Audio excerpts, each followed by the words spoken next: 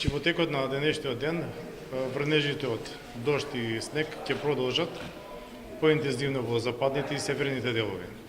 Во текот на пополнените часови ќе престанат.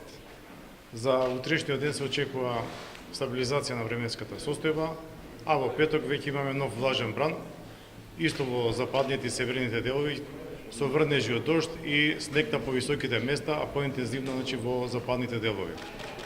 Веќе во сабота врнежите од снег и дожд ќе продолжат во целата земја. Значи, се очекува во текот на попладневните часови од сабота до недела, снежните врнежи се прошират на целата територија на Републиката. Во западните делови, значи, се очекува и над 50 сантиметри снег во повисоките делови, а во останатите делови, значи, ќе се формира и снежната покривка. Во текот на неделата, во попладневните часови, врнежите ќе престанат, додека од понеделник се очекуваат ниски температури. Значи, тоа ќе се прошири во целата земја и утринските температури се очекува да се сипнат од определени места до минус 15 степени.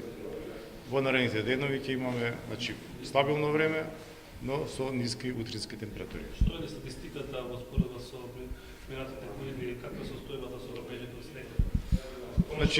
Значи, во претходниот период, го кажеме, значи, имаме статистички повисоки температури во однос на многогодишните максимуми. Додека овој период сега, значи, ќе дојде до една ситуација кога се очекуваат вакви врнежи од снег, така да заличува веќе на зимски период.